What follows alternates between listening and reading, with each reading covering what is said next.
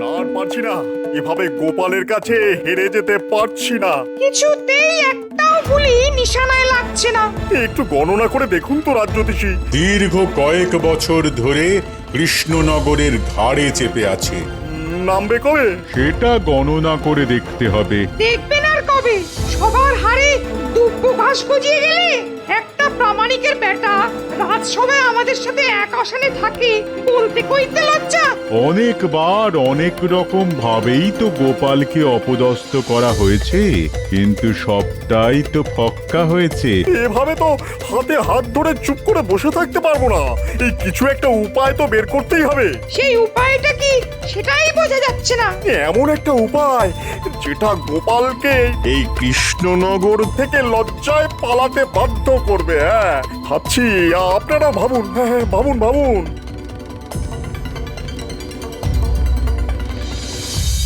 উজির, মহারাজ কৃষ্ণচন্দ্র অনেকগুলো চিঠি পাঠিয়েছিল। হ্যাঁ হ্যাঁ জাহাপনা, অনুদানের জন্য আবেদন করেছিল। হ্যাঁ, গত বছর খরাতে কৃষ্ণনগর খুব ক্ষতিগ্রস্ত হয়েছিল। কৃষ্ণচন্দ্রকে এত্তেলা পাঠাও, আমি কৃষ্ণনগরে গিয়ে দুদিন থাকবো, আর ওখানে বসেই আমি অনুদানের অর্থ প্রদান করব। জো হুকুম জাহাপনা, আমি এখনই খবর পাঠাচ্ছি।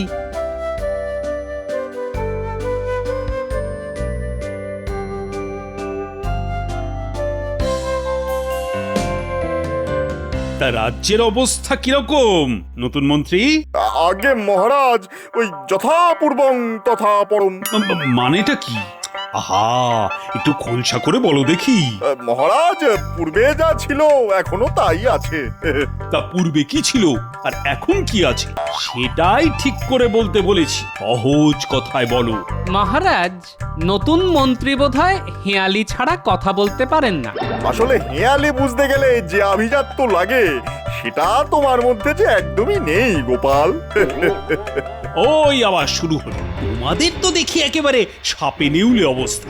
আচ্ছা, সভার মধ্যে যদি এভাবে যুদ্ধ হয় তবে তো খুব মুশকিল নতুন মন্ত্রী। আমি দুঃখিত মহারাজ, এরপর থেকে আমি নিজেকে সংযত রাখব।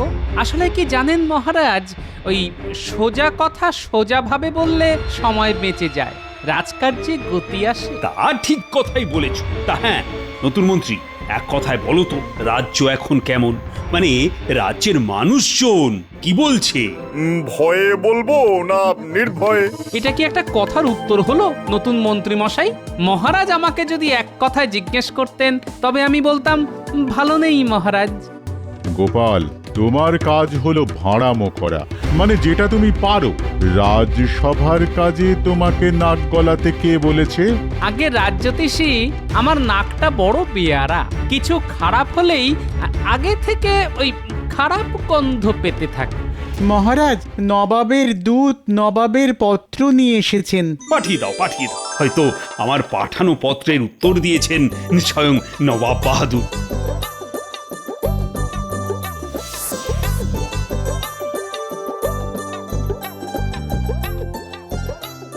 মহারাজের জয় হোক। বলো বলো কি সংবাদ? এই নিন নবাব বাহাদুরের ইত্তেলা।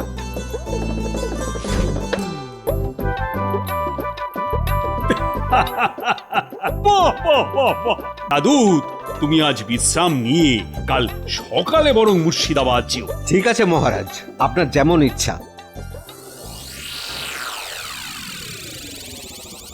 শোনো সবাই, নবাব বাহাদুর আসছেন কৃষ্ণনগরে কাল রাতে। এ তো খুব ভালো কথা মহারাজ। হ্যাঁ, ভালো মানে? এ ভালোর যে কোনো সীমা পরিসীমা নেই। তবে তো অনেক দায়িত্ব পড়ে গেল। আপ্যায়নে যেন কোনো ত্রুটি না হয়। সকাল থেকে রাতের আপ্যায়নের দায়িত্ব তাহলে কাকে কাকে কাকে দেওয়া যায়? এই সময় আমার সভাকবি আর সেনাপতি দুজনেরই অসুখ। কি যে করি। মহারাজ, এই আপ্যায়নের দায়িত্ব গোপাল আর ভগবানের ওপর দিয়ে দিন। নবাব বাহাদুর গোপালকে পছন্দ করে, আর আমাদের নতুন মন্ত্রীর সাথেও আলাপটা হয়ে যাবে। রাজ্যতীষী গোপালকে লেজে গোবরে করার সুযোগ করে দিয়েছে। সুযোগটাকে কাজে লাগাতে হবে। রাজ্যতীষী ঠিক বলেছে, এই আপ্যায়নের পুরো দায়িত্ব নতুন মন্ত্রী আর গোপালের ওপর ছেড়ে দিলাম। কি নতুন মন্ত্রী, তুমি রাজি আছো তো? মহারাজ, আমার গোপালের সাথে কাঁধে কাঁধ মিলিয়ে কাজ করতে কোনো অসুবিধা নেই। আমি প্রস্তুত। গোপালের মতো বিচক্ষণ বন্ধুকে যদি কাজে পাই তাহলে আমি ধন্য হব। ঠিক আছে, সকালে জল খাবার থেকে রাতের খাবারের দায়িত্ব আমি ভগবান আর গোপালের ওপর দিলাম। উফ, এবারে গোপালকে লেজে গোবরে করে নবাবের কাছে বেইজ্জত করতে হবে। কি গোপাল, তোমার কথা কিছু বলো। আমরা কাজটাকে একটু ভাগাভাগি করে নিই। কিরকম কিরকম? এই ধরুন, কেউ সকাল আর সন্ধ্যার জল খাবারের দায়িত্ব নিল, আর কেউ ওই মধ্যাহ্ন ভোজন আর রাতের খাবারের দায়িত্ব নিল। এক কাজে দুজনের না ঢোকাই ভালো মহারাজ, তাতে কাজের চেয়ে ঠোকাঠুকি বেশি হবে। এইটা গোপাল ভালো বলেছে, তবে তাই হোক। এই রে, ঘুরে গেল যে বিষয়টা। না, মধ্যাহ্ন ভোজন আর রাতের খাবারের দায়িত্বটা আমার কাছেই রাখতে হবে। মহারাজ, আমি মধ্যাহ্ন ভোজন আর রাতের খাবারের দায়িত্বটা নিলাম। হ্যাঁ, এটাই আমি চেয়েছিলাম। বাহ বাহ বাহ, তাহলে তোমরা যে যার মতো আয়োজনে মেতে ওঠো। কোষাধ্যক্ষ তোমাদের হাতে অর্থ দিয়ে দিচ্ছে। মহারাজ, একটা নিবেদন আছে। বলছিলাম যে আমরা আমাদের মতো নবাবের আপ্যায়নের দায়িত্ব নিয়ে আগে নবাবকে খুশি করি। এখন আমাদের অর্থ সংকট চলছে, রাজার পাশে দাঁড়ানো রাজকর্মচারীর কর্তব্য। আপনি নবাবের কাছে অনুদান পেলে আমাদের দিয়ে দেবেন। কি নতুন মন্ত্রী মশাই, ঠিক বলিনি? সাধু সাধু, এই নতুন মন্ত্রী, তুমি কি বলো? ইস, প্রথম ধাক্কাটা বেশ জোরে দিল। আমিও ভগবান, হারবো না। হ্যাঁ, এবার মহারাজ, ওই গোপালের দূরদর্শিতার তুলনা নেই। আমার মনের কথাটাকে কিভাবে যে জানতে পারলো, আমিও ঠিক এটাই ভাবছিলাম। ফাঁদে পড়েছো বগা আমার, আমাকে ধাক্কা দেবে। তুমি এখনো আমাকে ঠিক চেনোনি, এবার দেখো তোমার কি হাল করি। দেখেছো কিরকম বজ্জাত মানুষ এই গোপাল? ও কিরকম তোমার ফাঁসিয়ে দিল। হ্যাঁ, ওইখান থেকে আবার আমাকে উঠতে হবে। হ্যাঁ, ও সত্যি মহা মৃত্যুঞ্জয় কবচ ধারণ করে আছে। আরে দাঁড়াও দাঁড়াও, ও একটা সুযোগ আমার হাতে তুলে দিয়েছে। সেটা হলো মহারাজের কাছে অর্থ সাহায্য না নিয়ে নবাবের জল খাবারের মতো বিষয় ও নিজে দেখবে। হ্যাঁ, ঠিক, গোপাল ভেবেছে ও যেরকম জল খাবার খায় নবাবও সেরকমই খাবে। ও তো জানে না যে নবাবী চাল কাকে বলে, নবাবী ঢং কাকে বলে। ঠিক ঠিক, এই বিষয়টা তো দেখিনি। আমাকে ঠিক মতো মধ্যাহ্ন ভোজন আর রাতের নবাবী খানার ব্যবস্থা করতে হবে। নবাবের মন আমি ঠিক জয় করে নেব। ব্যাস, এইভাবে এগিয়ে যাও, জয় তোমার হবে। শুধু রান্নার পদগুলো ঠিক করে বানাতে বলো, তোমার জয় শুধু সময়ের অপেক্ষা করছে। শুধু আমার আর মহারাজের মুখ চেয়ে এই কাজ তোমাকে করে দিতে হবে ভোলা। এভাবে বলো না গোপাল দাদা, এভাবে বলো না। তুমি রসের যত মিষ্টি আছে সব রাখবে। নবাবের জলখাবার, নবাব যেন মিষ্টি খেয়ে মুগ্ধ হয়ে যান। তুমি তোমার সবটুকু দিয়ে মিষ্টি বানাও। যা খরচ হবে নবাব চলে গেলেই সব শোধ করে দেব। আগে নবাব খুশি হোক, তারপর যা হবার হবে। উজির, আচ্ছা বলো তো, কৃষ্ণনগরের সেরা জিনিস কি? আগে গোপাল, কি আবাদ, একদম সঠিক কথা বলেছো। ওই রকম একটা মানুষকে যদি আমি আমার দরবারে রাখতে পারতাম। যাক ও কথা।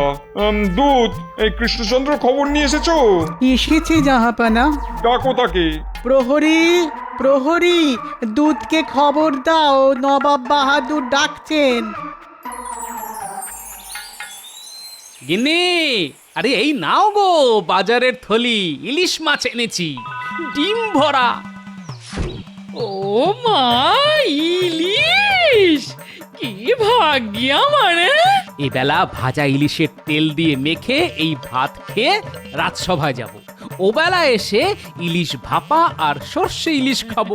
ঠিক আছে করে দেব, তবে পেটে সহ্য হবে তো? কেন কেন এই কথা বলছো কেন? না মানে মেঘে মেঘে যে বেলা হচ্ছে সে খবর আছে গো, এখন একটু জিভে লাগাম দাও। হ্যাঁ ওই ওই ওই বয়সের খোঁটা দিচ্ছ তো। একটা কথা বলি গিন্নি, বয়স বাড়াটা বয়সের ধর্ম। বয়স বাড়ুক, কিন্তু মনের বয়স যে কমছে। আরেকটা জিনিস বলতে দাও, ওই যে ডিম ভালো করে ভেজে টক দিয়ে রেঁধে রেখো। আহা, কতদিন খাইনি। চলি গিন্নি পুকুরে স্নান করতে।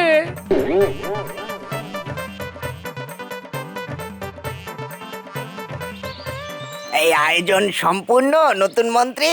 বর্ধমান থেকে খুব ভালো পাচক এনেছি, আমার বাড়িতেই রান্না হবে। হ্যাঁ, গোপালকে টেক্কা দিতে হবে কিন্তু। গোপাল আমার কাছে হেরে গেছে। ও কি জলখাবার খাওয়াবে কে জানে। মধ্যাহ্ন ভোজন যাতে ভালো হয় সেটাই আমাকে দেখতে হবে। হ্যাঁ, এবার আমি দেখতে পাচ্ছি গোপালের ভবিষ্যতে একটা কালো গ্রহ খুব দ্রুত এগিয়ে আসছে। আনন্দ করো সবাই। তা খাদ্য তালিকা কিছু করেছেন নাকি নতুন মন্ত্রী মশাই? হ্যাঁ, সব বাদশাহী খানা, নানা স্বাদের। নবাব বাহাদুর খুশি হতে বাধ্য একেবারে। আজ রাতে 3 রকম মোগলাই খানা থাকবে। হ্যাঁ, আজ রাত্রেই বিড়াল মেরে দেবেন নতুন মন্ত্রী। হ্যাঁ, কাল সকাল থেকে যেন নবাব আপনাকেই খোঁজে।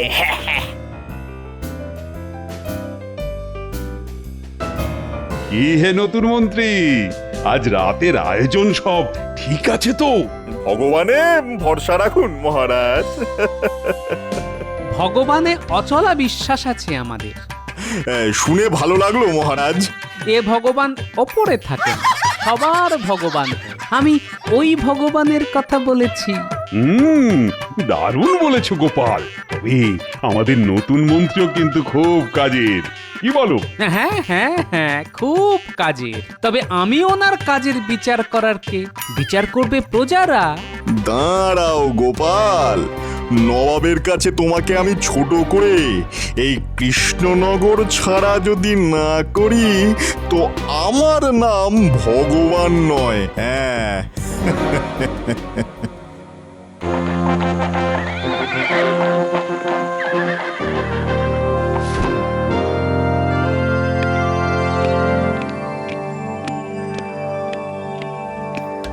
তোমার সভাকবি কোথায় কৃষ্ণচন্দ্র? বিশ্রামে আছে নবাব বাহাদুর, খুবই অসুস্থ কিনা। আর কৃষ্ণনগরের শ্রেষ্ঠ রত্ন গোপাল কোথায়? এই যে নবাব বাহাদুর আপনার সেবায় হাজির। নবাব বাহাদুর এই আমার নতুন মন্ত্রী, নাম ভগবান। তাহলে তুমি ভগবানের উপরে অনেক নির্ভরশীল। তা একরকম বলতে পারেন। নবাব বাহাদুর, আজ রাতের খাবার আমার দায়িত্বে, আপনাকে খুশি করবে আশা করি। আজ রাতে আর গুরুপাক কিছু খাবো না, হালকা ফুলকা কিছু হবে। হালকা ফুলকা হবে নবাব বাহাদুর, আপনি বিশ্রাম করুন, আমি আপনার হালকা ফুলকা খাবারের ব্যবস্থা করছি। ব্যাস মিটে গেল ঝামেলা। তাহলে প্রাসাদে চলুন, বিশ্রাম নিন এখন। চলো।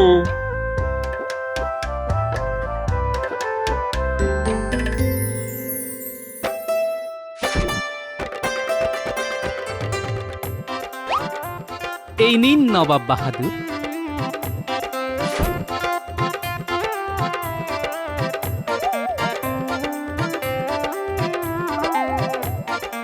আহ, কি জিনিস এটা? এটাকে রসগোল্লা বলে। মুখে দিচ্ছি আর মিলিয়ে যাচ্ছে। রাতে আর কিছু খাবার রুচবে না কৃষ্ণচন্দ্র, মুখেই অমৃতর স্বাদ নিয়েই সুখ নিদ্রায় যাব। যা পাওয়া, তাহলে আমার অত আয়োজনের কি হবে? নবাব বাহাদুর, রাতে মুরগ মুসাল্লাম আছে, দো পেঁয়াজা আছে। হ্যাঁ, ও তো রোজই খাই। না না না না, আজ এই রসগোল্লার পর আর কিছু খেতে ভালো লাগছে না। আমাদের পেটও ভর্তি, মনও তৃপ্ত, এবার ঘুম আসছে। আপনাদের ঘর প্রস্তুত। নতুন মন্ত্রী, নবাব বাহাদুর আর উজিরের ঘরটা দেখিয়ে দাও। চলুন।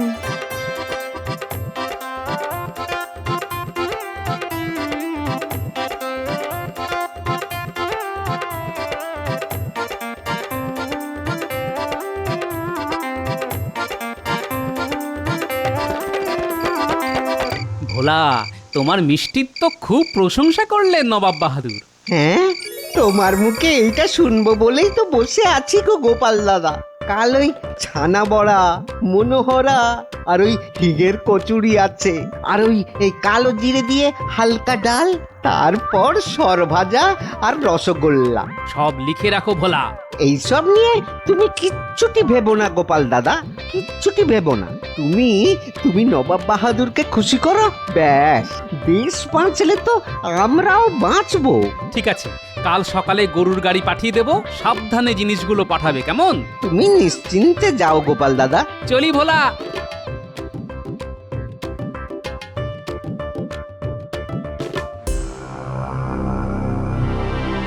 কোথা থেকে কি হলো? এই রকম যে হতে পারে সেটা ভাবতেও পারিনি। মহামৃত্যুঞ্জয় কবচ, ওকে হারানো দুঃসাধ্য। এই তো বললেন একটা কালো গ্রহ আসছে। দূর, আপনার গণনার উপর কোনো আস্থা নেই। না না, কাল সকালে সব ঠিক হয়ে যাবে। হ্যাঁ, তার আজকের খাবারগুলোর কি হবে? আমরা খেয়ে নি, খাবার নষ্ট করা উচিত নয়। ঘ্রাণে তো অর্ধেক পেট ভরেই গেছে, বাকিটা খেয়ে ভরাই। ও ভগবান, ভগবান রক্ষে করো, রক্ষে করো, রক্ষে করো।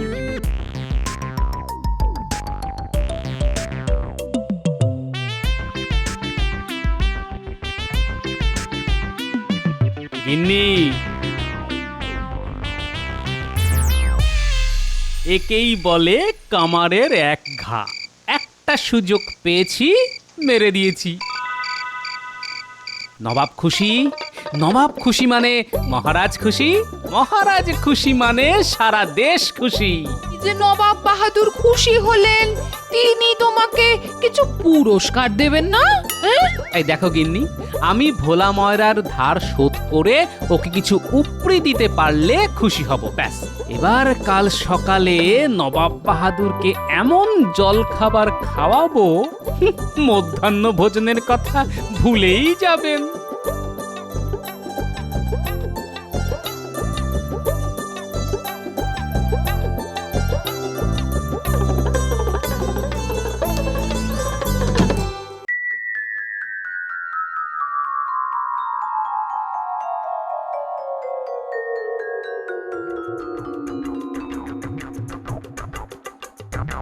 আহ, কি সুন্দর, কি স্বাদ, মুখে দিলেই মিলিয়ে যাচ্ছে। আজ সকালের খাবারটাও খুব বেশি হয়ে গেল। যা বলেছো উজির। এখনো শেষ হয়নি, রসগোল্লা আছে। রসগোল্লা? তাহলে এটা কি? এটা মনোহরা। কত মিষ্টি আছে, তবে রসগোল্লার তুলনা নেই। একটু শুধরে নি, কৃষ্ণনগরের ভোলা ময়রার রসগোল্লার তুলনা নেই।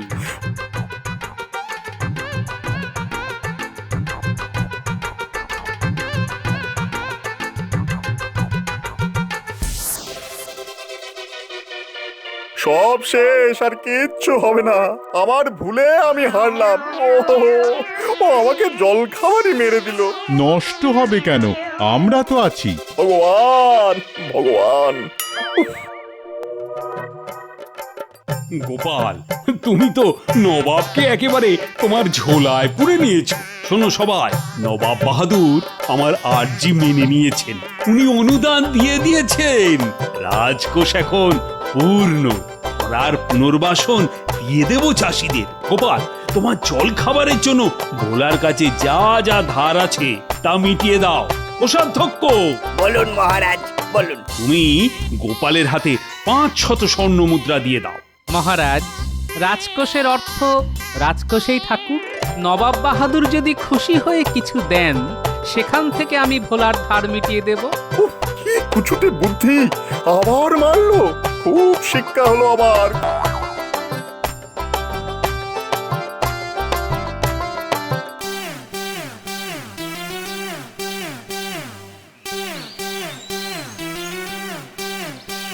গোপাল, তোমার তুলনা নেই। কৃষ্ণচন্দ্র, তোমার কাছে একটা চাওয়ার আছে। বলুন বলুন নবাব বাহাদুর। তোমাদের এই ভোলা ময়রাকে আমি নিয়ে যাব, ওখানে আমাদের কারিগরকে এই রসগোল্লা শিখিয়ে দেওয়ার পরই তবে ওকে ছাড়বো। এই রে, এই মাটি করেছে। ভোলা চলে গেলে তো আমরা কানা, এটাকে মেটাতে হবে। নবাব বাহাদুর, একটা আর্জি আছে যে। বলো বলো গোপাল বলো। ওখানে গিয়ে শেখানোর চেয়ে এখানে এসে শেখাটা খুব দরকার। কেন কেন? আসলে যে মাটিতে যা হয় এটা মাটিরই গুণ নবাব বাহাদুর। কেমন করে হচ্ছে আমি বুঝিয়ে দিচ্ছি। হ্যাঁ, ধরুন এই আখ বলে একটা গাছ আছে, সেখান থেকে চিনি হয়, শ্যামলা গাইয়ের দুধ থেকে ছানা হয়, সেই শ্যামলা গাই কৃষ্ণনগরের ঘাস খায়।